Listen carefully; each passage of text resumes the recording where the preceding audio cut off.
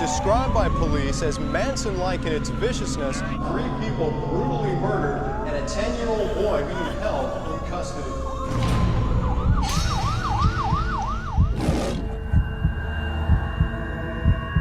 You haven't said a word for 15 years. This summer, Rob Zombie unleashes a unique vision of a legendary tale.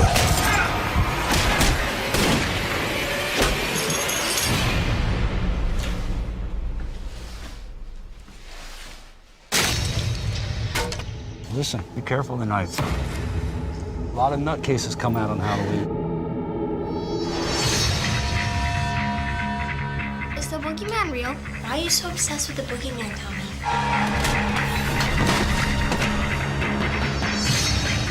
Halloween night, the boogeyman attacks kids who don't believe. Oh no, Tommy! Boogeyman's gonna get me! I'm gonna cut that mask right off your face. He's come back for his baby sister. To do what?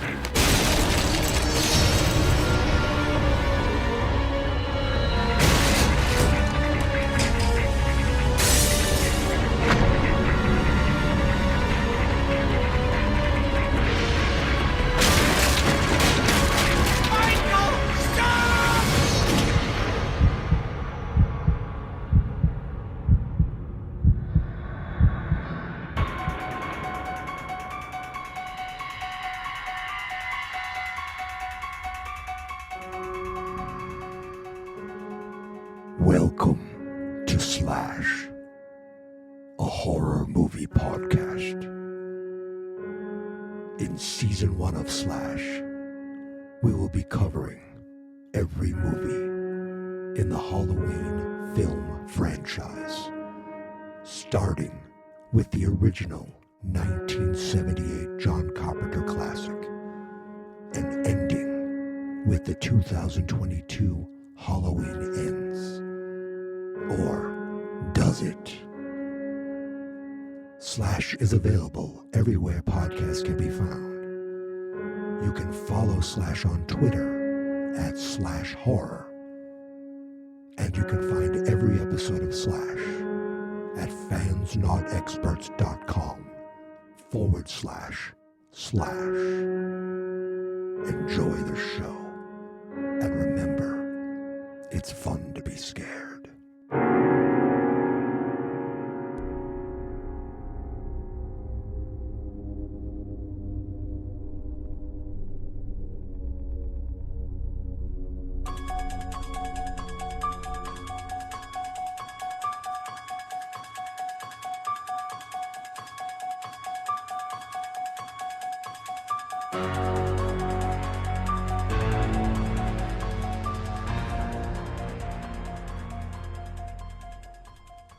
Oh, man. Oh, man. Happy Friday, everybody. And welcome back to Slash. Now, if you're watching this on video, you're seeing a new version of me. The last movie drove me to drink. This movie is turning me into my darkest self. Making me take up smoking as a new hobby. And now I wear dark, ominous glasses. I'm more raw. I'm more violent than ever. I'm a darker version of that young, chipper self you knew just a week ago. And I blame Rob Zombie for all of that. But here's the thing. It's all a clever misdirect. Ooh, this cigarette isn't real. I literally bought a prop cigarette on Amazon. Not for today. I bought it for an old Zoom meeting to play a joke on some former co-workers. And I'm not going to sit here wearing these sunglasses, these totally rad sunglasses, the entire film. No. Okay. Ooh, I'm putting on my regular glasses. Ooh, there I am. I'm back. Mr. Zombie, you will not turn me into some dark, evil version of myself. You will not remake me into something that I'm not, with some large explanation and things we didn't need, and just gratuitous violence and uncomfortable moments. That is not who I am. And Mr. Zombie, I will not allow you to turn me into that, or one of my favorite slasher movies and franchises of all time into what you turned it into, if you don't know already. Today, I am talking about, from 2007, Halloween.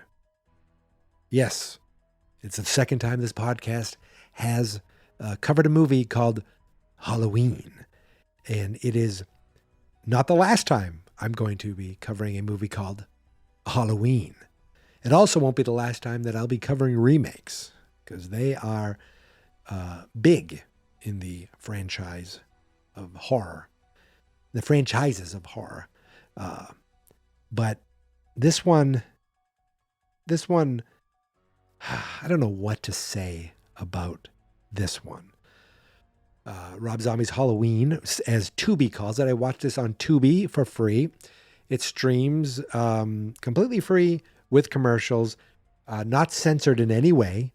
I don't think this was the director's cut. I think this was theatrical cut, but there's no editing as far as, like, it's not a TV version. There are commercials in it that try to be at, moments in between scenes. They do a pretty good job. And I have to say, Tubi's commercials are not that intrusive. They come and go pretty quickly, and you're back in the movie. I think this is only the second time I've ever seen this movie. It was released August 31st, 2007, so not quite a summer movie. A little too early to be a Halloween movie. I don't know if August 31st is a good time for movies to be released. I feel like kids are getting back to school. Not that this is a movie for kids, but teenagers are going to want to see it, you'd think. So I don't know what that says about this movie being released in August. I do know that I saw this movie at the Lawrence Showcase Cinema. It might be one of the last movies I saw in this movie theater. Growing up, my brother and I would always go to the Lawrence. We had one movie theater in the area, Lawrence Showcase Cinema, that showed new movies. Then we had the Salem Try in Salem, New Hampshire, that had 3 screens. It would show second-run movies or lower-tier movies that didn't quite make it to Showcase. And we had the 495 Cinema in Haverhill that was the same thing, second-run movies. But I've seen movies there. Like, I think we saw the 1990 Return of the Living Dead there. I think we definitely saw Boys in the Hood there. And then it became a Chunky's. And if you don't know what a Chunky's is, I think it's only regional in New England. I think it's a cinema pub. I said that right. Not cinnamon pub, cinema pub, where you can see movies. It's not a Chunky's anymore. Now it's a Planet Fitness. You actually sit in old, like, Cadillac car seats that could go back. You had tables. There was a wait staff that would come, and you could order pub food and beer and wine, or maybe just beer. And it was like, I saw a lot of good movies at Chunky's. That has nothing to do with Halloween at all. I'm just talking about movie theaters in the area. The Lawrence Showcase Cinema had 2 buildings. The old building, the original building, had like 8 screens, I think. And then years later, they bought another building. They built in a big area, 4 more screens. That was the quote-unquote newer one. I saw such films there as, well, Showcase Cinema is where I saw, like, Return of the Jedi, the Indiana Jones, the third Indiana Jones, the second Back to the Future, Ghostbusters 2, Ghostbusters 1. Like, all my childhood movie memories are at the Showcase Cinema. Why am I thinking that my brother and I went to see Wiegand and Bernie's 2 at this exact building at the Showcase Cinema? None of that's important, except to say that I believe that Halloween 2007 might have been the last movie that I saw there. The theaters shut down. I think Showcase Cinema is still a thing. I think there's one in Lowell, Massachusetts. But the old 1 through 8, building torn down, completely gone. The theater that I saw this movie in, the building, still there, still says Showcase Cinema on it. I would love to go inside and see if they still have the arcade version of Lethal Enforcers. I'd love to see if there's any semblance of memory of the last movies played there. Now it's just a big empty parking lot that's used from time to time for various things. But long way of saying, I saw this in the theater, and I saw this in the theater not only with my brother, not only with our buddy Dave, but we expanded. I had my cousins come in. They were my cousins who love horror. They went to see this too. They love horror. They love heavy metal, and this movie brings those worlds together because this movie was written and directed by Mr. Rob Zombie, who incidentally grew up in Haverhill, the same town that I lived in first when we first got married, the same town that housed the Chunkies and 495 Cinema. It's now a Planet Fitness. That doesn't mean anything. But in other words, he was a local boy. Robbie, everyone knew the Zombies growing up. Robbie Zombie. That wasn't his name growing up, but obviously. But you don't realize he's a New England boy. Known obviously for White Zombie, for his solo career. And he's a very accomplished artist. Like, the guy is a creative mind. He's a painter. He's an artist. He made a lot of horror movies. Some of them I've seen and enjoyed. I remember liking, 10,000 House of a Thousand Corpses. I think I liked the Devil's Rejects. That might be it. I don't think I saw any of the other ones. Maybe I will someday. Maybe this podcast will lead me to it. Maybe instead of doing a franchise, I'll focus on a director. But is it going to be Rob Zombie? I don't know. And will it end up with me watching The Munsters?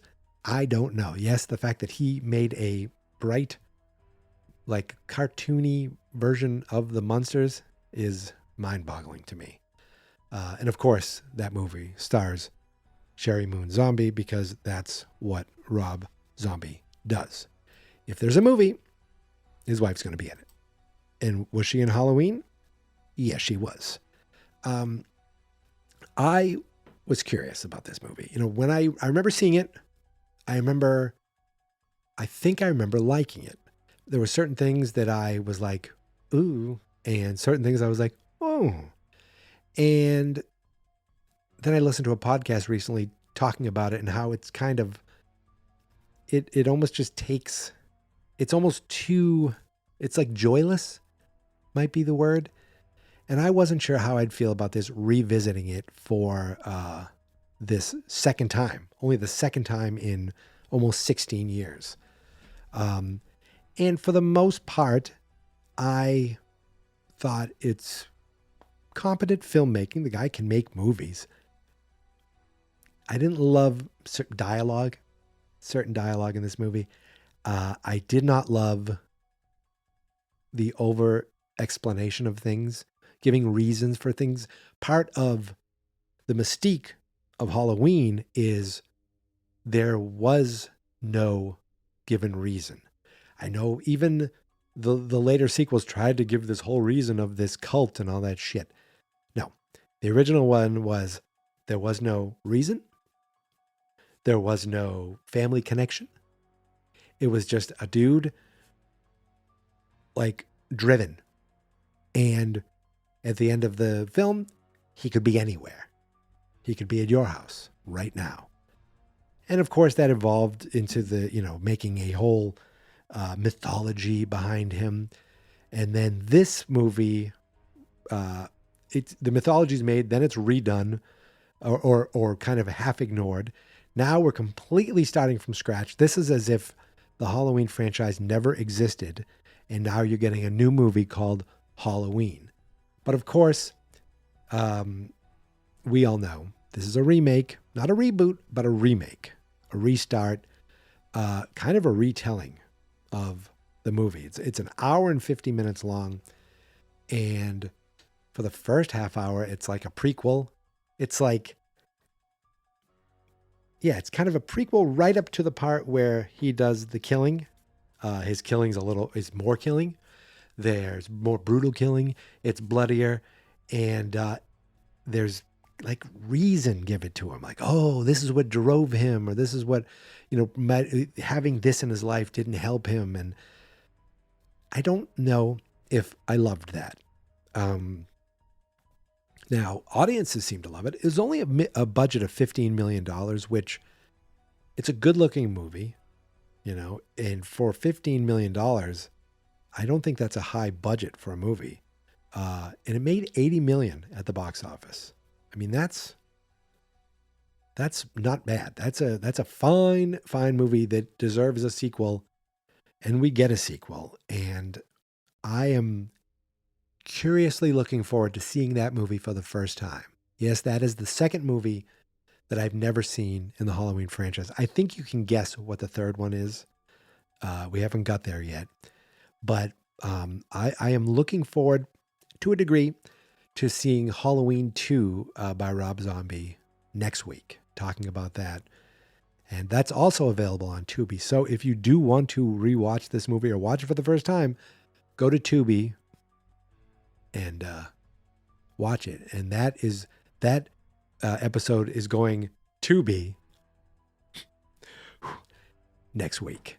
But before I get into kind of the movie itself, I like to go through the Wikipedia production page just to kind of get a glimpse of what the hell they were thinking. And what it says is, after the release of Halloween Resurrection, there were various ideas of how to proceed with a 9th installment. Now, that one ended with Michael kind of in shocked and in flames, and he's survived flames before, but he was like in all these wires, and but it could have been easily, he walks out, someone pats him down, and then he kills the guy who pats him down, and he walks off. Boom, easy enough. But they were trying to figure out different ways to do it. One idea was, let's team him up. It worked for Freddy and Jason. So after that one worked, they thought maybe let's do a crossover with Hellraiser. Now, in the horror community or the horror fan world, people know Hellraiser. But outside of that, most people will be like, what the hell is Hellraiser? And they might know Pinhead. They might recognize him. Oh, that's Pinhead. What movie's it in? But they don't know any of these other Cenobites. So I think that I'm glad they didn't do that.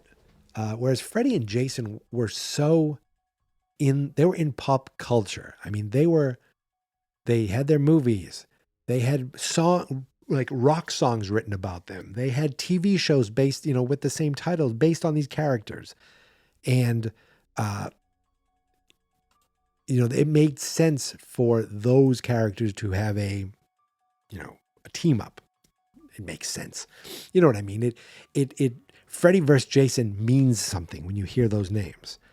Michael Myers versus Cenobites sounds like he's going to the mall to, eat some pastries. People will not. I don't think people would have flocked to the screens to do that, to see that. There were other ideas. Another idea was called the Halloween Bad Blood, which would have brought back Jamie Lloyd. I would have liked to see them, if they did, bring back Danielle Harris. That didn't happen, but Danielle Harris returning certainly did happen. We'll get there. Another idea was called Halloween Retribution, and it would have begun with Michael killing Busta Rhymes' character, and it would have involved Laurie Strode's son and Sheriff Lee Brackett. Well, we know Lee Brackett's still alive, the actor, even if they want to bring back the original. Or at least he was alive last I checked. So that would have been a direct Resurrection sequel. And it says here that it would have brought back John, which was Laurie Strode's son, John Tate. What's his name? That guy from the movie we just watched, Age 2, Josh Hartnett. Look at that. It took a moment, but we got there. It says the film would have ended with Tate drowning Michael in a frozen lake, but implying that he would then take his place as a murderous killer. So going forward, Michael, the man behind the mask, would have been John Tate. That's terrible. They had Halloween Asylum, had Michael Myers breaking free from death row. Halloween The Missing Years would have had a prequel centered around Michael Myers returning to Smith's Grove in the early 80s, and I guess filling the gap between part 2 and part 4. And it says at the same time as this, Mustafa Akkad and his son Malik were working on a story revolving around the Dr. Wynn character from Halloween, The Curse of Michael Myers. There was a development of a direct sequel, but it was halted when, unfortunately, in 2005, I may have mentioned this in the past, Mustafa Akkad was killed in the Amman hotel bombings while attending a wedding in Jordan. So after Mustafa was killed, his son Malik took over the producing going forward. And he wanted to take the series in a different direction. On June 4th, 2006, that's when Dimension announced that Rob Zombie was going to come on and create the next installment in the Halloween franchise. It's funny, it says next installment. This is what Wikipedia is saying. Said he would come in, write, produce, direct, and music supervisor. Bob Weinstein approached him about making the film. Zombie, who was a fan of the original Halloween, jumped at the chance to make a Halloween film for Dimension Studios. He says, before Dimension went public with the news, Zombie felt obligated to inform John Carpenter. And John Carpenter said, make it your own. Now, I have more on the John Carpenter thing, which is pretty interesting, that I looked up.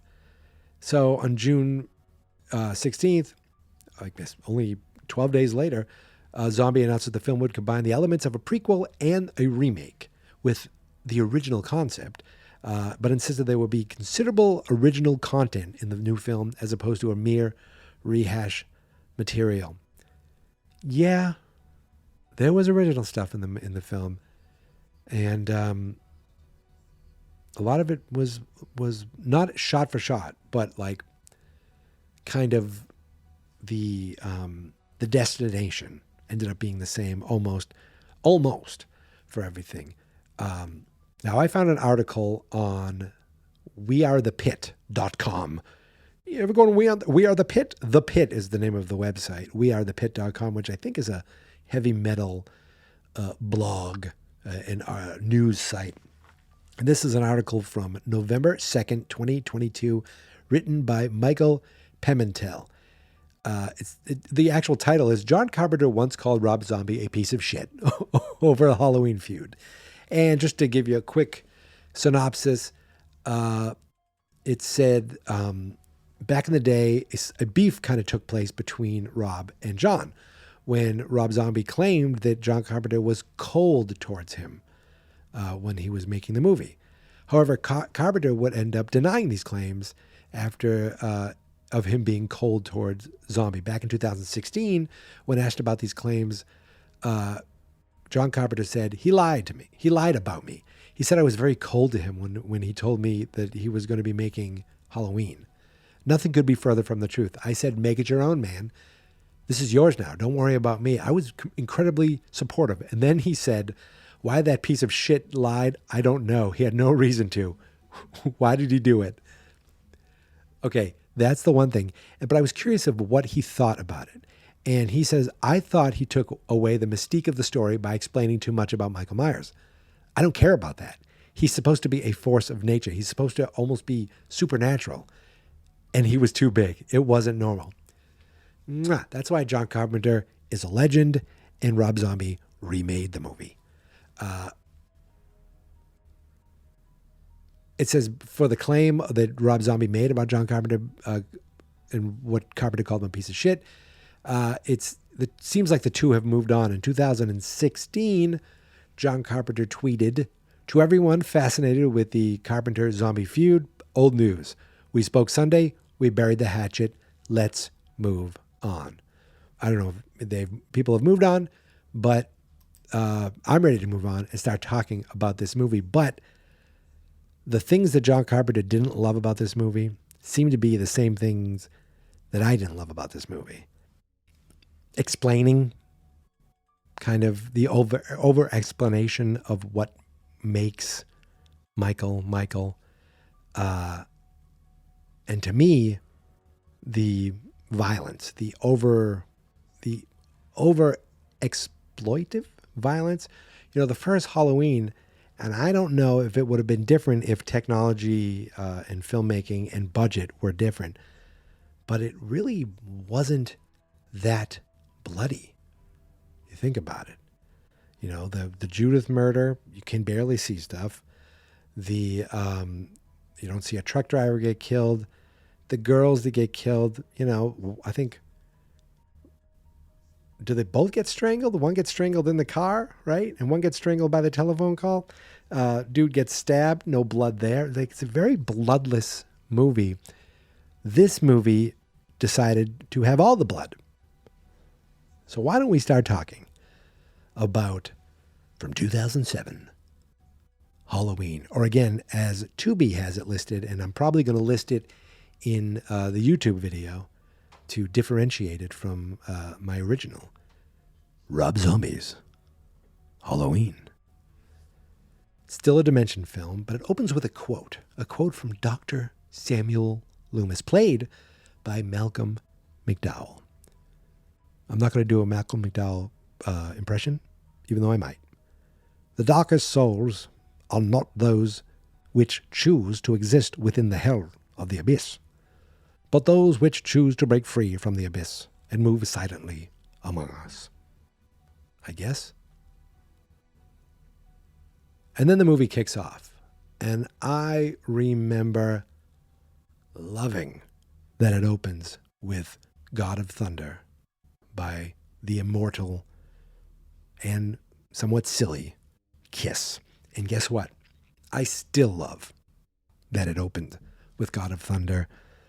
Rob Zombie, he can put together a good soundtrack. I'll say that. Even if it's pulling from, even if some of the song choices are a little on the nose, you know what, I'm getting ahead of myself.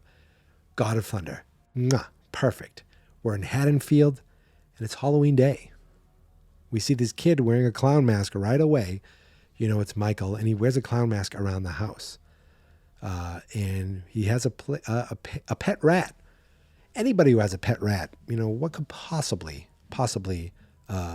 be weird about that at all? Didn't they make a whole movie about like a dude with a pet rat that was a weirdo, and then they remade it with Crispin Glover, right?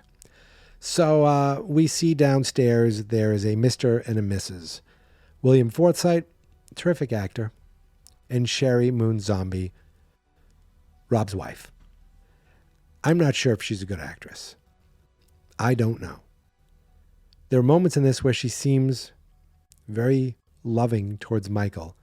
And then there are moments where I feel like I don't know if it's the dialogue or her delivery. It just feels it feels like I'm watching someone act. You know what I mean? Where it's like you don't just feel like, wow, they've lost themselves in this. Like, it feels like you're watching someone act. And this conversation between William Forsythe and Sheri, Mrs. Myers, I hated it. It was just so like, this is how we're going to show you that there is a family that has abuse, and they're, you know, the boyfriend is you know, a jerk and terrible and abusive. And it was just like, I hated their conversation. And we see he's like commenting on Judith's ass. Like, it was just like everything about that scene I thought was terrible. And I thought the acting, I'm going to get you. Once I get up, I'm going to kick your ass. Oh, like, I thought it was just bad. And I thought, man, I'm already annoyed by this movie. And we're like 5 seconds in. We see Michael upstairs. The next scene we see of him is cleaning his hands. He's got blood all over his hands, and we would assume that his rat died. He comes downstairs. He's like, my rat died. Oh, we'll get you a new one. But we see him. Didn't we see him with a knife and then like a little blade? No explanation. But again, I'm saying, at one point I'm saying, wait. He explained too much. Now we're seeing. Oh, now I'm saying, oh no, he didn't explain. Okay, so maybe I shouldn't say he didn't explain. We're seeing that this kid is in this abusive home. I mean, I'm not going to spoil things. His mom's a stripper, his stepdad or boyfriend is a deadbeat, and Judith, she's kind of like a jerk too. Like she wasn't likable. So it's like, wait, are we trying to make, like, there was nothing wrong with Judith in the first one. She had her boyfriend over. There was nothing like jerky about her, but like it was just too, I don't know. I didn't love the way she was acting towards Michael. She was kind of a jerk towards Michael too. But then there was the third child. Yes, in this movie, there is no, like, they're pulling in definitely the whole idea of Michael having another sister, having a younger sibling. They just called her Boo in this, Baby Boo. Michael's nice to Baby Boo. He kind of just, he keeps his mask on and doesn't want to be around anyone else, except he does love his mom. He loves Boo. He didn't care for anyone else, the other two in the family, which does not bode well for the other two in the family. We now see Michael at school, and he gets bullied. He's getting bullied by one of the spy kids. This kid actually is a great actor. If you ever see a movie called World's Greatest Dad with Robin Williams, it's a very dark comedy, and he's only in it. He's in it like towards the beginning, but he's such a prick in it that it is hilarious. He's like so bad that it's good. And he makes all these comments about Michael's sister and Michael's mom being a stripper, and that she's only in Rob Zombie movies. Okay, I made that part up, but like I wrote down, we have to get this deep, dark, broken background to show what turned him into him, instead of him just being evil. Like, you remember, we are, it's just evil for evil's sake. That was the whole point, I think, the first time around. So there's a principal who comes in. He's got weird lips. He's an old character actor looking guy. And I think Rob's used him in other movies. He's yelling at them to stop because they start fighting. And Michael Myers says to him, like, go F yourself or something like that. They bring in the mom to talk about, because there's meetings with the parents. So Mrs. Myers goes. We see this young hippie Dr. Loomis with, like, he's got longer hair, Malcolm McDowell. He's brought in. They think he should work with Michael. They find photos. They found a dead cat in Michael's bag. And his mom's like, okay, he found a dead cat. I'm sorry, that's not weird? Like, right away, if I found a dead animal in one of my children's bags, first I'd say, oh my God, I don't have children. Who is this kid? Then I'd say, oh my God, you need to help this kid who I've just met, who apparently says I'm his parents. I'm one of his parents. She's like, Michael loves animals. And this is where I wrote down, is Sheri Moon a bad zombie, a bad actress? I can't tell, but she might be. So they find all these photos of dead animals, and they're like, the thrill of hurting smaller creatures is an early warning sign. And then Michael runs away, runs from his locker. And when that happens, that's the first time we hear the Carpenter theme, and it seemed to come out of nowhere. Like, to see a 10-year-old kid with long blonde hair running down the hall, and that's where we get ding, ding, ding, ding, ding, ding, ding, ding, ding. I thought, really? Michael runs to his locker and escapes the school as his mom and the doctors are talking. No one notices him gone. Great response. Like, they're all worried about him, and yet he goes and runs out away from them completely without them noticing. And then that's when Tubi cuts to commercial. It works out. I got a nice Charmin commercial. I wrote that down. I don't know why. Now we see one of the bullies leaving school, the Spy Kids bully. He's like they make him a real piece of shit. Like, he's bothering these other kids, and he's good at it. This actor is good at it. And you see Michael, little blonde Michael, watching from far away. And of course, this guy cuts through the woods to go home. And I'm thinking, okay, obviously he's cutting through the woods. This is not going to be good. Michael jumps up behind a tree, huzzah, and clobbers him with this giant branch. He's wearing a mask, and he just beats the ever-living hell out of this kid. to the point where the kid's all bloody. He's like, I'm sorry, please don't hurt me, please. But Michael keeps bashing him. And then we see all these spinning trees like it's supposed to be artsy or something. And then I think the guy died. Like I rewound it. I'm like, yeah, like he looks like his eyes open. He's dead. I don't know. It's never mentioned again, but Michael throws away the branch, walks away. So that's our first kill already. Whereas in the first movie, we got Michael killing Judith, a minute into the movie. Our first kill here is that of a spy kid. So back home, stepdad is teasing Michael. Oh, what are you doing about killing animals? Like, I'm sorry, I would be freaked out. I would not be teasing this kid. And his mom is still, she's trying to be sweet to him. Tomorrow things are going to change for the better, so you better live it up tonight. And I'm thinking, oh, Mom, he will. Like, his mom is so nice while everyone else sucks. Judith is supposed to take him trick-or-treating, but instead she blows him off to go hang out with a dirtbag upstairs. I shouldn't say he's a dirtbag. He looks like a dirtbag. I think he's a dirtbag, so I'm going to call him a dirtbag. So I will say he's a dirtbag. Then we get Michael sitting out. Now, this is a weird kind of montage. Michael's sad because he trick-or-treated alone, and Love Hurts is playing. Great song. This is the Nazareth version of Love Hurts. And, he's sad, but it's weird that it's being interspliced, I don't know if that's the right word, with his mom stripping. And I'm thinking, ew, that's weird.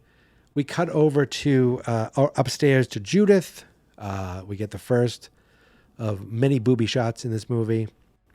And her boyfriend is like, wait, I want to try something. And he pulls out of his bag the famous Michael Myers mask. It's provided by Dirtbag Jones. I did not remember this at all. Now, in the original, he just found a mask in a store and stole it. There was no, reasoning behind it, except that it looked cool. Here, I guess maybe he thinks it looks cool because right now it's just a mask that this kid probably bought in the store instead. So we see Michael, he's sad, he's bored, and even though he has some candy, he goes into the kitchen. He's like, let me grab some duct tape and grab a knife. And I'm thinking, okay, something bad's going to happen here. I wrote down, this kid has too much personality. I like my Michael to be a blank, empty slate, an empty shell. So the boyfriend comes downstairs. He's drunk. Oh, I'm sorry. William Forsythe is drunk and he doesn't wake up. As he's sitting on the chair, Michael completely duct tapes him to a chair. He's so drunk that he doesn't feel the tape go over his mouth. He doesn't wake up. By the time he does wake up, Michael is sitting over him. He goes, hi, how you doing? I'm Michael Myers. Slits his throat. And now William Forsythe is dead. Boom. Kill count is now at 2. Now the boyfriend goes downstairs, doesn't smell the dead body or notice anything. He just goes and he's making himself a sandwich. And Michael comes up behind him with a aluminum bat, conks him on the head, and then proceeds to bash him to death. Kill count 3. I mean, we are piling these bodies up. In the original Halloween, there was Judith, the truck driver. Then there was Annie, her boyfriend, or Linda, her boyfriend. Annie, Linda, her boyfriend. Is that it? 5? They don't get anyone else, right? Unless you count the dog. I think. We're already 3, and he's still a precocious young child. Judith is upstairs. She's listening to Don't Fear the Reaper, which is a nice callback to the original. Michael comes in. He looks down, and he's like, oh, what's this? Takes off the clown mask and puts on the mask that is known as the Michael Myers mask. At this point, it's just a mask on the ground. And it looks huge on him, which is kind of funny in a way. And he starts touching Judith softly on her leg, which is a little weird. She notices, she's like, what the hell are you doing? She's hitting him like, what's the matter with you? He's like, I'll show ya. Stab. And then he stabs her. And but she's not dead yet. If she just died there, it would have been like, oh, that's, oh my God, he did it. He killed his sister. Instead, we have to get a Rob Zombie overly bloody scene. She gets up and she starts walking down the hall, and Michael starts following him, and this is the first time we get that chase theme, the dun, dun, dun, dun, dun, dun, dun. And it's like he looks so weird in this giant mask, and there was some weird shaky effects that seemed like they were added after the fact that I thought was kind of weird. He keeps stabbing and slicing her, and eventually she dies, and we're at kill count 4. Michael goes into his baby sister's room, takes off the mask, and says, "Happy birthday, boo," and then he kisses her. Tubi gives me another commercial, and when we come back, Mrs. Myers gets home, and Michael's sitting on the front steps with Boo. She's like, "Michael, what is going on? Answer me." And then we start to hear police sirens. And from there, we cut over to what seems to be like the aftermath of Mom finding out. And for some reason, it's in this weird like sepia tone. It wasn't black and white, so I don't quite know why it was this way. But the mom is freaking out. Now, it took Rob Zombie 25 minutes to do what Carpenter did better in 3 minutes. So we see Sheri Moon freaking out. No, there's police there. There's ambulances. There's a reporter there. The reporter says that Judith was apparently stabbed 17 times. Now I'm going to stop you right there. How the hell does he know this already? I feel like, did they stop and count all the stab wounds and then leak it to this idiot? Like, you'd find this out later. Someone was killed. Go to the morgue. You'd see all these stab wounds. The reporter, the body's like barely rolled away. And he's like, I think he was like, maybe he unzipped it, went 1, 2, 3, 4, 5, 6, 7, 17. All right. The body of Judith Myers was reported. I don't know if he said Judith Myers. He might have said the names. Again, that seems highly, at least now they'd say a male and a female. We don't know the extent, but this guy knows exactly, which was kind of weird. Then it fades down to Michael sitting in the back of the car. And this was another what the hell moment. Michael just turns and looks right into the camera. I'm like, what? Huh? We cut to Smith's Grove 11 months later. We hear Michael Myers was found guilty of murder in the first degree. He's 10 years old. Now, he was 10 years old, so in that 11 months, he did not have a birthday. So he's still only 10. We see that Dr. Loomis has been charged by the court to oversee Michael's care. And we see Loomis interviewing Michael, who seems like a sweet, precocious young little lad. He's enjoying a little cup of orange juice. Like, he seems like he's happy-go-lucky. And it claims like he doesn't remember what's going on. She's like, do you remember what's going on? Do you remember the costume, the candy? He says he remembers nothing about the murders or the knife. When his mom goes to visit him, she comes every week. He says, is everyone home okay? Like, his claim is that he doesn't remember. And she's like, oh yeah, everyone home is great. We see him in his room later, and Danny Trejo's there. He's a custodian who befriends Michael, calls him Mikey, and he's nice to him. He's like, don't let these walls get you down. And Michael's like, okay. We get another interview where we see Michael make a mask. He says black is his favorite color. He likes hiding his face. It says it hides his ugliness. There's a lot of Michael Myers talking here. And he's like, I miss you so much. I miss you too. Like he gets sad that he's there. Like, it seems like it's a little more making him like a normal, quote unquote, normal kid who had some sort of breakdown, a violent breakdown, which, you feel bad. He's like, I want to go home. How come I can't go home? And he's wearing a mask at this point that looks like he's in that terrible band Slipknot. And he says, you can't, you can't, you've done terrible things. And he's crying. And at one point, can I please put the mask back on? He always wants to wear a mask now. And they never cut his hair either. I mean, he's an adult. He has long hair. I don't think he's had one haircut. The mom brings him a photo of Boo. And this is when I wrote, wait, is Boo Laurie Strode? Like, I don't think I figured it out at this point. I think earlier I thought he was a boy. And then I'm like, what an idiot. Of course it's Laurie. I've seen this movie and I already didn't remember. So at one point, Loomis is like, let me walk you out and we'll leave this nurse here so that you can kill him, Mike. You can kill her. Michael says, okay. And the nurse is like, okay, I guess. So the nurse is like, I'm going to just sit here with my back turned to you reading the newspaper. I thought, that is dumb. And Michael's like eating his lunch and he's like, wait a second. This fork could be used as a stabbing implement. Like Smith's Grove is just as negligent as it was in 1978. So Loomis is talking about maybe using shock treatment when all of a sudden you see all these security guards go by. In a security camera, you see Michael stabbing the nurse in the neck. And mom is freaking out, crying. Michael's screaming. And but all we hear are sirens. Now we're at a kill count of 5 already. Michael's a kid, and he's already matched, I believe, the adult Michael from the original movie, if I remember correctly. So now we see Mrs. Myers. She is watching some home movies. She's crying, and she's sad. And then we see she's holding a gun.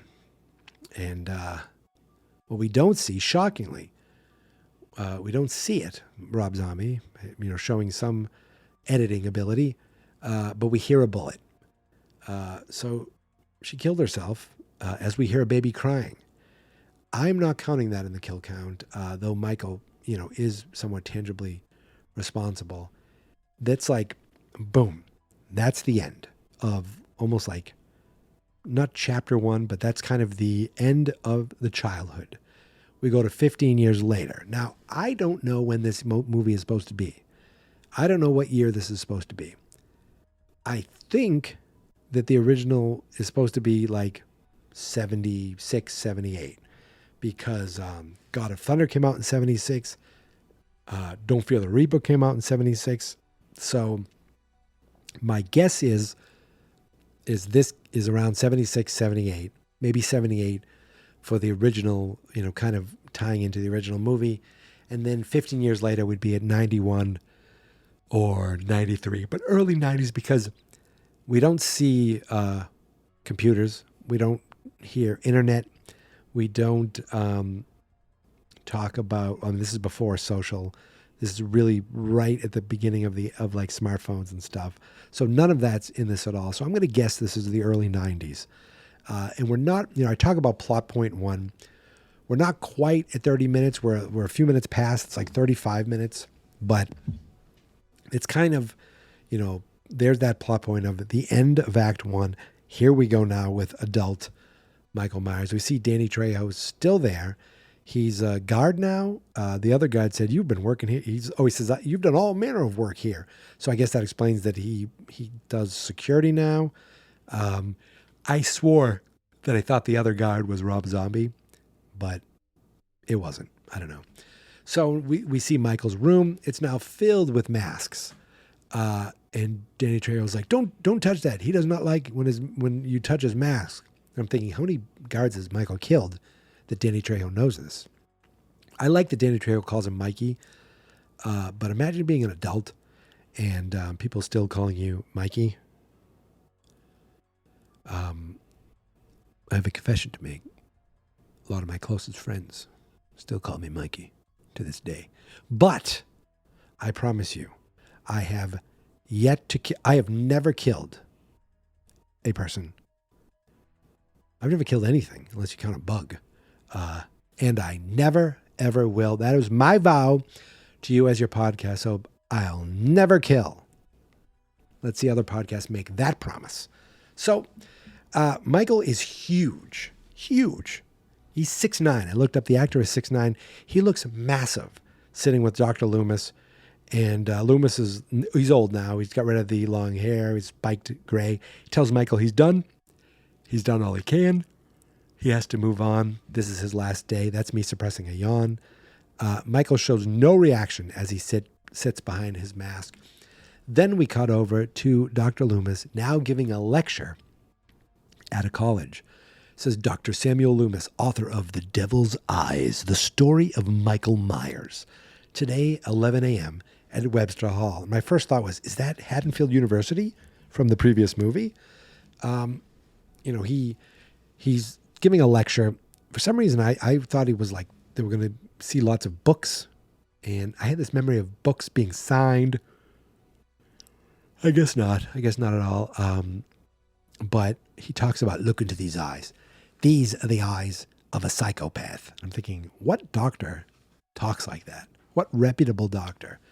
And I guess now basically, exploiting Michael and lecturing about him and writing books about him is his full-time gig. And then we cut to commercial. That's 2B for you.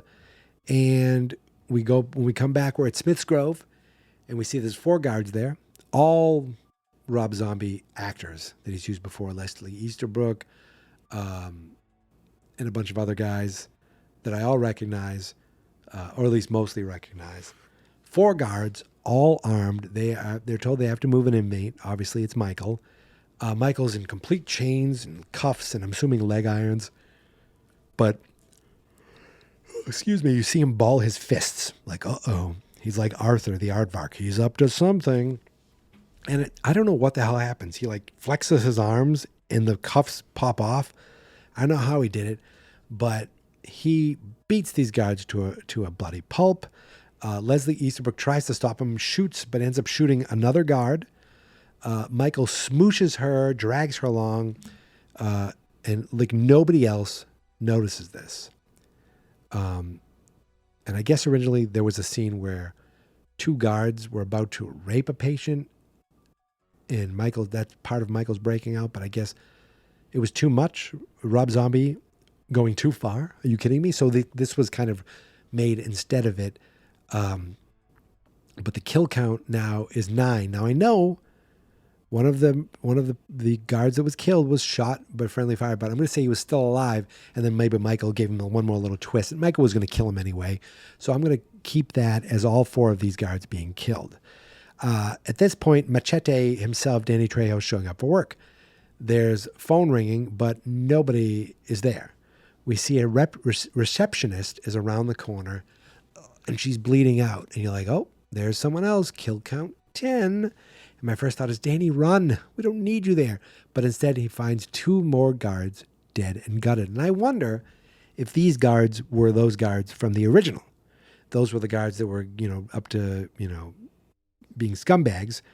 And Michael killed them because I don't remember seeing the other 4 again.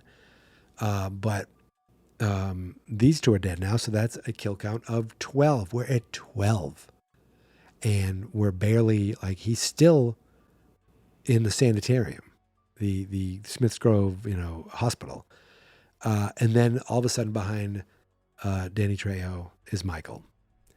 And he's like, hey, Mikey. And he plays a really good, I actually thought of him being scared. He's like, let's put these on you, get you back to your room. He holds these handcuffs and he's shaking. He's like, oh, God. You could tell he is frightened. And I was like, damn, that Danny Trejo, thumbs up with this little performance.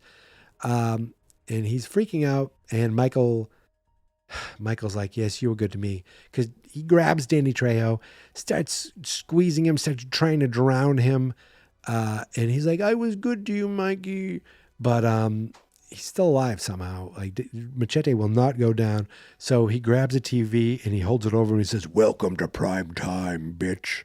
And he slams the TV down. He doesn't say that, but you'll hear me say that again someday in the future. Slams down and kills Danny Trejo. Kill count 13. We cut over to Loomis being woken up by a call from Dr. Clint Howard. I know that's not his name, but it's Clint Howard. And he's telling him that Michael broke out. And Loomis is like, oh no, things are going to be bad. And then boom, modern day warrior, mean stride. Today's Tom Sawyer, mean pride. We get some great rush as we are all of a sudden we're at a truck stop. There seems to be a car wash there, and the actor Ken Foree, who I recognize just from being in all kinds of horror movies, he gets out of his truck. He's like a big kind of character. His name is Joe Grizzly. I want there to be a movie about Joe with just Joe Grizzly. But he goes into the bathroom with a porno mag, and Michael shows up at the stall, and he just goes, knocks on the door. Hello, can I use the poopy? And I don't know why he called it the pooper. And he's like, I'm in here. Keeps on knocking. Hey man, come on. Keeps on knocking. Finally, Joe Grizzly takes a knife out. He goes and he's like, I'm Joe Grizzly and I don't care who you are. Michael's like, oh yeah? Smash, bing, bang, stab, dead. Kill count 14. Joe Grizzly is gone. And now I guess he went for the biggest guy. Joe Grizzly is huge too, I guess, because now 6'9" Michael Myers has his giant like trucker. It's a mechanic suit in the original. Well, I guess in the original it's a tow truck driver, so whatever. He has his outfit. He's changed out of his hospital guard now, and as I said, the kill count is now 14. We cut back to Haddonfield. We get Mr. Sandman, which is another nice homage to the past. And we're back in Haddonfield, and it's Halloween again. And again, it took us 50 minutes to get here, where in the original it's like, 10 minutes? And most of the way here on out, it's just Halloween. There isn't that many surprises or twists that change things at all. We're at the Strodes. It's kind of weird. I was turned off right away by the awkward dialogue of Laurie teasing her mother about the furniture guy being a perv. I didn't like that, but I did like seeing Dee Wallace, of course, Elliot and Gertie's mom, E.T. I like to say E.T.'s mom, but, she's Mrs. Strode. I don't recognize Mr. Strode, but we really do follow the beats of the original. Laurie's dad gives her something to drop off, like mail or paperwork or something, at this house that he's going to be showing. He's a realtor. She runs into Tommy, and the kid is like, oh, the kid I like, the kid that plays Tommy, I really like this kid. He's still acting today. He was on this show with Timothy Olyphant and Drew Barrymore, Santa Clarita Diet on Netflix. He was really he was like a nerdy teen in it. Really good in this. So we see Michael is in a basement. We actually see that he went home. He rips up a floorboard actually he's not in the basement. He's upstairs, I think. He rips up a floorboard. He finds a knife. And under that, he finds his old mask that he used when he killed his sister. I'm thinking, okay, so young Michael killed his sister, then took the mask off, hid the mask and a knife, said, I'll be back. And that's when he went outside with Boo. Now, 15 years later, nobody has done anything with the house. At least not yet. This guy's trying to. Now, in the Halloween storyline in the future, like the past, Strode sold it to his brother, his drunk brother. But anyway, that is completely erased in this movie theater, in this movie timeline. It never will be. It's actually erased from anything going forward. So Laurie and Tommy drop off the paperwork again. He's like, don't go there. That's the boogeyman's house. But this time Michael's like right behind the door. Then we see Laurie with her friends. And I say, welcome back, Danielle Harris. Now, mind you, you're 30 years old playing a teenager, but you pull it off just fine. And we see Jamie is, Jamie's back, but right now she's playing the sheriff's daughter, Annie Brackett. We all know what happens to Annie in the original. Oh, it's just when you hear she's Annie, you're like, oh, yes. And this is where we see Michael just staring at Laurie from across the street. In the original, it's during a class. This time it's while the three girls are either in the library or in some kind of room studying. And the girls are planning their night so that Annie can go hang out with Paul. The other girl, Linda, for some reason, she mentions the boiling point of alcohol. And I wrote down, is this going to come back into play? And is this some sort of clunky callback? The answer to both of those questions is no. But I wrote it down, so I thought I'd mention it. We see Loomis talking to some of the other doctors, including Dr. Clint Howard. He's like, I know exactly where he's going. And the doctor's like, how do you know? Like, we don't know where he's going. He goes, yeah, I know exactly where he's going. I can't do a Malcolm McDowell. It's British, but he's also got he's got a cool voice. He just does. So we see more awkward dialogue brought to you by the writer, Rob Zombie. Linda and Laurie coming out of school. Linda is talking about how she got kicked off the cheerleading squad. It's very awkward writing. And I said it's either bad writing, bad acting, or both. And she mentions that she'll play the sweet girl for her dad. Ever since her parents got divorced, she has him wrapped around her fingers. You know, like that's... And it seemed like Laurie was saying this, setting something up. Nothing. Never addressed again. No point for it. Just clunky. That's when Danielle shows up, or I guess Annie shows up, and Michael's just watching them from afar. And this time they yell at him. They're like, get out of here, you freak, whatever. What's he going to do? We then see a car pulling up, and it's Sheriff Brackett, Annie's dad. I wrote down Danielle's dad. Annie's dad, the great Brad Dourif. I don't know if he's wasted in this movie. He doesn't do a great deal in this movie. So, you know, they drive off, and Linda's with Laurie. She's like, it's kind of a drag having a pig as a dad. And that's when I said, what the hell year is this? Like, who says... It just felt dated, that line. Felt very dated. Felt like something Rob Zombie might have said in high school, but it doesn't sound like something these girls would have said in high school.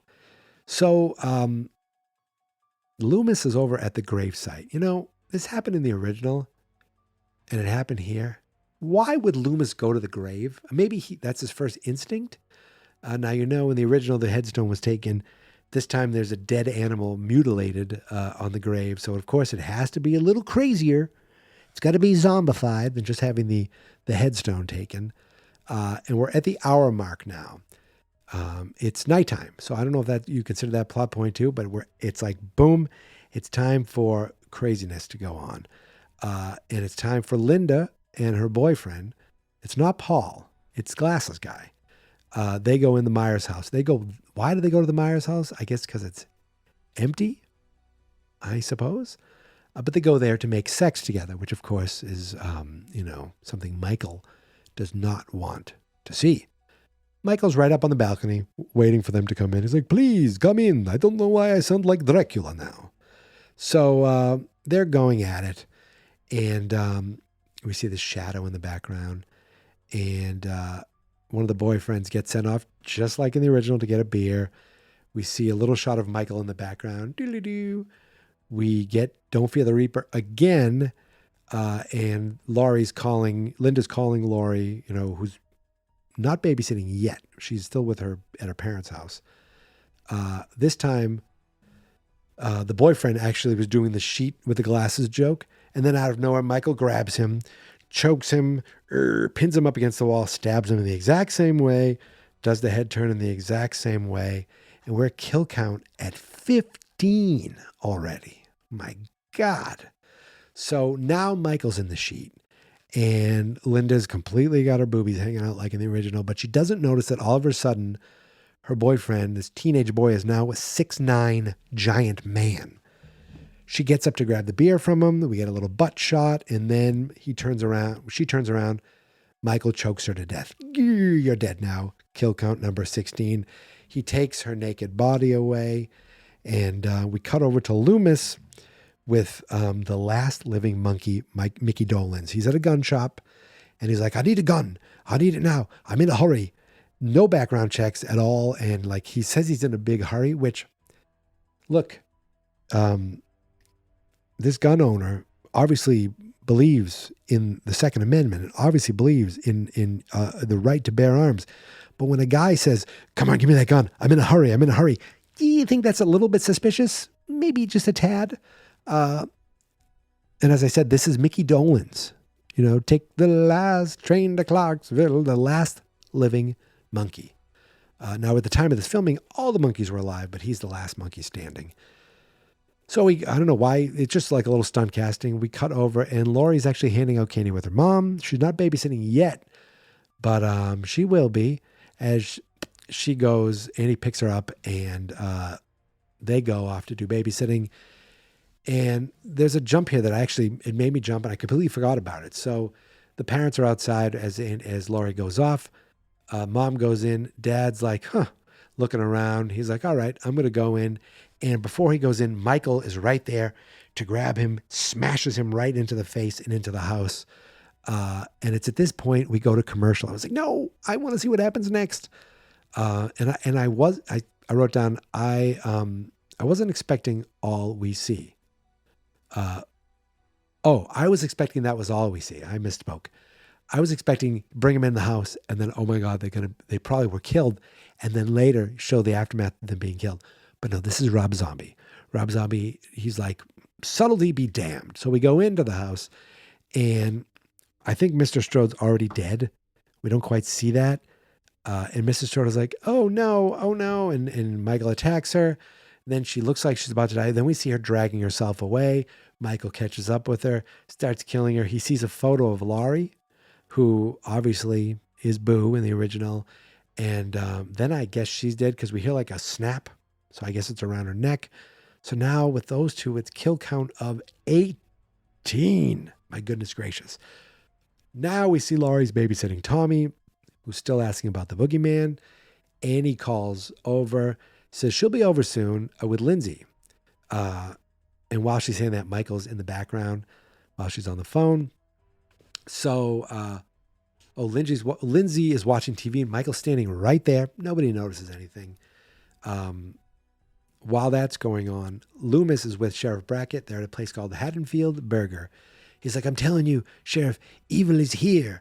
And Brackett doesn't believe him, but he's like, he doesn't really think it's serious. He's like, come on, dude, what are you talking about? We cut back over and now Lindsay and Annie are going over to see Tommy at Tommy Doyle's house. And Lindsay is kind of a little brat. We go inside and then this is some dated writing right here.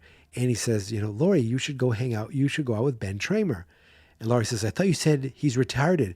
She says, yeah, but he's not short bus retarded. I'm like, I wrote down killer dialogue, Rob. Like really, really good stuff. Good stuff. So Paul then shows up and Annie and Paul head off. Where do they go? Because they drive off, but then they end up being right across the street. Maybe they go off to get beer or something. I don't know what the hell is going on there. So Brackett's with Loomis. He says, I read your book, blah, blah, blah. I don't really believe you. But Loomis thinks he's back for his baby sister. And they're like, what are you talking about? He's like, why? He goes, I don't know. The one person he actually liked, his baby sister. Brackett makes a call. He's like, I'm going to make a call now and break a trust I never thought I'd do. He calls over to the Strodes, and that's where we see them all dead. Now, I think it would have been better if Michael went in with the dad, didn't see anything, nothing. And then we see the dead Strodes and the picture of Laurie. I think that would have been a little more effective. But again, that's just me. So he's like, no one's answering. Brackett's like, all right, let's go. Let's head over. Tommy is still talking about the boogeyman. We cut over to Annie and Paul, and they're about to get on with, sex doing as well. And it just feels weird. Annie has her top off and she's like topless for the rest of the movie for her. And I was like, she was just young Jamie just a few weeks ago for me, but it's like, okay, I guess if Jamie can come back as a different actress, Danielle can come back as a different character. But while this is going on, while the kissy is going on, there's a song playing that I absolutely adore. It's an Alice Cooper song. It's called Only Women Bleed. Now, you hear the title Only Women Bleed. You think it's like this sarcastic, I guess, choice because this woman's about to bleed. But the actual song is like really kind of sad about a woman suffering in an abusive relationship. and it's beautiful and sad, and I love it. And it's a ballad. It's Alice Cooper. It's a great song. Used here, it's like, I don't know how I feel about it. But hey, Rob and Alice are going on tour, right? So they're friends. So Michael's right there while they're getting all kissy. He grabs Paul, stabs him, kills him. Boom. We're now at kill 19. And now we get what I wrote is the most uncomfortable, cringy scene, gratuitous scene. It's just, I don't like it at all. Danielle's running around topless, or Annie. Michael slaps her, and then he drags her, and she's crying, and she's trying to get away. Michael pulls her back, screaming. It's just very yuck. And actually, I thought she did a good job, but it's just, I don't know. It's too, what's the exploitive, violent, crude, just too much. I was like, ooh, I don't like this. Meanwhile, her dad, Brackett, is in the car with Loomis. And he talks about responding to Mrs. Meyer's suicide. He said he sees his baby here. And he's like, oh my God. He leaves the baby out of the report altogether. Now, that's weird because, there's records of her having a baby. So I don't know how that would have worked. But he takes the baby, he drops it off at a neighboring town's ER, figuring that's the end of it. 3 months later, he finds out that his friend, the Strodes, adopted that baby. That actually kind of closes a tiny little plot hole where, it isn't a plot. It isn't a plot hole. I was going to call it a plot hole. It's only a plot hole when they decided to do the sister thing. See, in the original movie, it's not a plot hole because Laurie Strode is not his sister. Because you think, why would the sister be adopted in the same town where this guy, why wouldn't they get her out of town? And Brackett did he tried to in this movie, but, it was like a boomerang and she came right back. So we jump over to Laurie now bringing Lindsay back to her home. They open the door and they're like, you better be decent. I don't know why. I guess they gave them enough time to do whoopee. And they see Paul strung up with a pumpkin on his head and Annie half naked, covered in blood on the ground, but still alive. And that's what I didn't remember. I just assumed that Annie died a brutal death. But she doesn't die at all. She lives.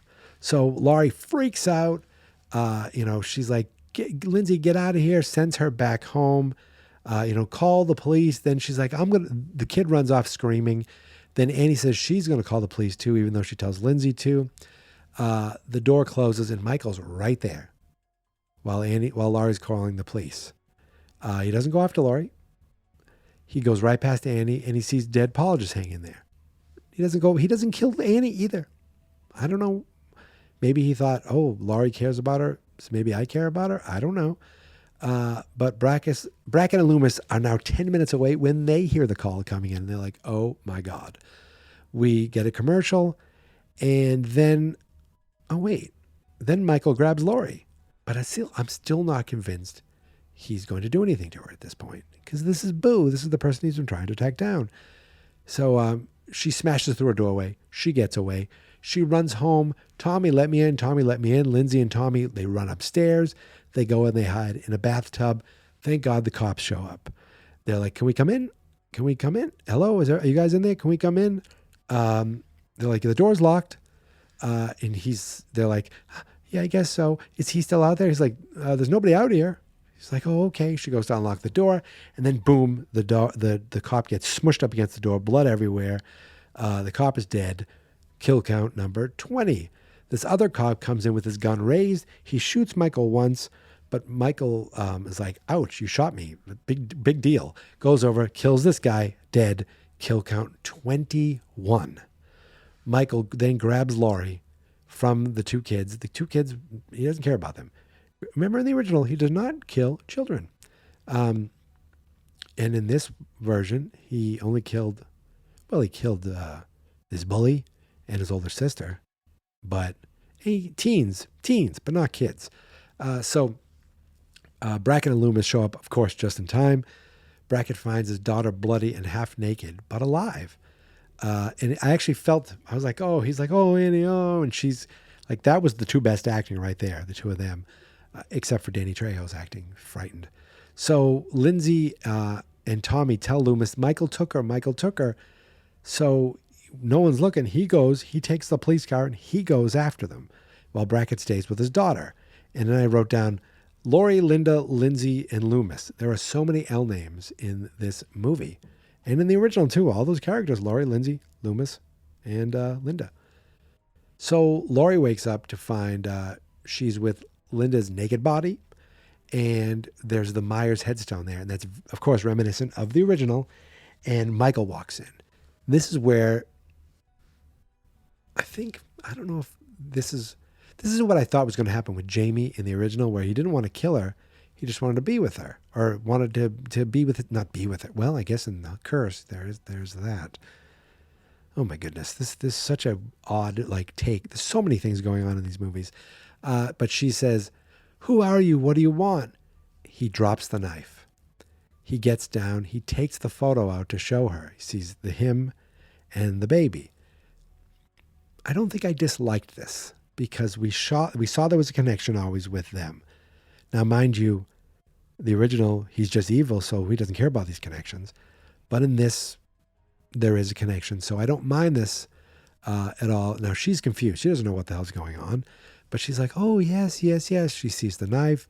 She's pretending to go on with it. Michael takes off his mask and just sits there. She's like, I want to help you. I really want to help you. I really want to. Here's the knife. Stabs him right in the shoulder. She trying to get out, but it's like locked everywhere. She breaks through, gets out of one room before Michael gets up, which he does with the knife in him. So he has his weapon. He's like, all right, ready to go. Takes the knife out, puts the mask back on. And he's like, welp, I'm done being a nice brother. I'm coming after you. We get the chase theme, and like she's in the next room. Michael's smashing walls, trying to get to her. I wrote, now she's outside. Michael slowly follows her. She falls into an empty pool. And I do remember the pool. And I thought that was kind of a cool idea, like trapped in an empty pool with the killer just standing there. And there's really no way for you to just quickly get out of a pool. Michael emerges from the bulkhead and he goes to get in the pool. That's when Loomis shows up. I guess this pool is in the Myers house. I don't remember there being a pool in the backyard, but there was. So he must have known to go back there. He's like, stop, Michael, stop. He doesn't stop. Boom, shoots him. Stop, shoots him again. Stop, shoots him thrice. Michael finally goes down. And Loomis says, it's okay. You're safe. Takes her back to the car, puts the gun in his pocket. He's like, I don't need this anymore. Stops to contemplate for a moment. Then he gets in the car himself. And she says, was that the boogeyman? And he says, as a matter of fact, I do believe it was. And of course, that's when the original movie ended. But this is Rob Zombie. And I kind of like this, that this is kind of like a little misdirect, because it's like, you think it might be over now. You don't think Michael's dead there, right? But smash, the window smashes. And I don't know if he smashed it the same way that Michael did in the original movie. I think he should have said, when she goes, was that the boogeyman? He should have said, as a matter of fact, that's your brother. What? And that would have been crazy. But at this point, Laurie has no idea what's going on. So she smashes the cop car. He takes Laurie back outside. Loomis says, it's not her fault. It's my fault. And then he throws Laurie aside, grabs Loomis, squeezes his head, squeezes him to death, right? Like, I wasn't sure if he dies here, and I don't know if he dies. You know what? Let's look up Halloween 2, 2012, is it? 2009. Is Malcolm... Oh, he's in it again.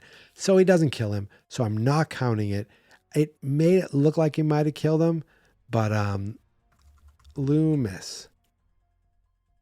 Trying to kill... Okay, yeah, so that's not... So 21. We're at 21. That is where the killing ends. So spoiler alert, Laurie is going to be okay. So Laurie goes and hides in someplace. Michael drags Loomis along, but leaves him. I thought he was dead, but it was kind of cool. Michael starts smashing all these walls. Then she sees Loomis's gun. She grabs it. She starts... somehow she's in a crawl space. I don't know how she got up there, but Michael's taking this 2x4 and he's smashing it into the ceiling. Kind of a cool visual. Smashing through. She falls into another room. She's still holding the gun. Michael's standing right there. She points the gun at him. He drops his little 2x4, charges her. They both go tumbling over a balcony, and she wakes up on top of him. She gets up and she slowly grabs the gun, and you kind of hear cop sirens in the background. She's like, whoa. She stands over him and she's holding the gun, and she pulls the trigger. Click. Pulls the trigger again. Click. Click. Click. He grabs her, and just one more time she pulls the trigger. The gun fires. She screams. Rah! The Carpenter theme plays. We see a quick shot of young Michael holding baby Boo, and then the end. And the first credit says, "In memory of Mustafa Akkad." And we see produced by Malik Akkad. We get some clips, some credits of old home movies of Michael and Mrs. Myers. And then the movie ends and goes to credits. I wrote down, bracket was kind of useless. It was violent for violence sake. I wanted to know what Carpenter thought of it. I told you. Some clumsy dialogue. And another thing I didn't really like, which you'd think maybe I would have, is the music. It was like the exact music from the original. It wasn't redone. Like, I mean, I guess I'm glad it wasn't a Rob Zombie version of dun dun dun dun dun dun dun dun, yeah. But I guess I would have liked something to make it its own. You know, like, oh, this is, its own. This is this version of it. Maybe it was. What I heard was the original theme, the chase theme, all the beats that were taken from the classic were just reusing that music, or a remade version of that music. Pretty exact to the original as far as I could tell. I enjoyed it a lot less than I thought it would, but it's definitely, it's not the worst. It's not the worst. I've seen worse already, and I think I'll see worse ahead of me. But this, I didn't enjoy it as much as I thought I remembered I did. There were things that just made me, get annoyed, but still, some of these movies feel almost incompetent. Not this. Rob Zombie can make a movie. I don't agree with some of the stylistic grittiness or gratuitousness. Some of the dialogue was just awkward. And again, it could be the actors, because when they were good actors, it wasn't as bad. So it might be the actors, to blame. But all in all, not a fun movie. I mean, at least like the last movie was not good, but they tried to have some fun with the idea of things. I know in future franchises, there are movies where I am almost smiling with how much fun they are. That was not the case with this. So I haven't been giving rankings or anything. Maybe at the end I'll rank all 12 movies, or is it 13 movies? Oh my God, this is the 9th one. Yeah, 13 movies. But as of right now, when I'm talking about it again, I'm thinking it's not terrible, but I wouldn't watch this one again. I watched it a second time, and I think I'm done watching it. And that's it. I think I've covered this Friday. So, my friends, I want to tell you, besides Slash, I have another thing going on all month long at fansnotexperts.com. I've mentioned it before. It's Marchie McFly over at Geek Mentality. That is my home base for podcast miniseries that I do. I do Christmas podcast, movie podcast, Batman, Superman, and this is a Back to the Future special. I'll be watching Back to the Future 3 all month long, 31 days of Back to the Future 3, 31 podcasts in 31 days. And I'll still be doing this every Friday as well. This is, remember I mentioned not having kids. This allows you to have the time to do these kind of podcasts when your wife is already asleep and you stay up much later than her to do silly recordings and have fun online watching crazy movies. Yeah. So I want to thank you guys for finding the show, for all the YouTube comments, for any iTunes reviews that may be there already and may be coming in the future. If you do listen through iTunes, Apple Podcasts, whatever they call it now, if you could give a star, 1 star, 2 stars, I don't care, just to show me you're there. I would prefer 5 stars, but if you could give me a review and a rating, it would just help more people find the show if you want them to, unless you want this to be our little secret. If you're on Spotify, there is a star rating, just, maybe a couple stars, maybe there. I'm begging you, please. And if you're on iTunes, if you're on YouTube, smash that. Is that what they say? Smash that subscribe button and the alert bell or something. I don't know. I'm still trying to figure out YouTube. And the little thumb. But I think what I like is I actually get people commenting on YouTube. So that it just kind of opens up a whole new lane for people finding the show. And I don't know how many people watch long form videos like this on YouTube, but if you do, I thoroughly appreciate you. And even if you watch for a few minutes, I thank you. And hopefully the photo of me looking like I'm, dying, smoking a cigarette is enough to get you to start watching it. And then you thought, wait, this guy's incredible. Let me continue watching for 90 minutes. Now, I'll be back again next Friday to continue our 2-week Rob Zombie retrospective before we go off many years into the future for our final trilogy of Halloween. But that's not the end of Slash. That's just the end of season 1 of Slash. But that's many, many weeks away. For now, thank you for listening and for subscribing. You can find me on Twitter at Geek Mentality. You can find the show on Twitter at /horror. And you can find me on Instagram at Geek Mentality. And every episode of Slash and every other podcast I do can be found at fansnotexperts.com. Thank you once again for listening, for watching, for subscribing, for following. However it is you're finding me, thank you so much. I will see you next Friday. And until then, my friends, remember, say it with me, it's fun to be scared. Whee! See, it's a fake cigarette. Look at that. Boom. Bye.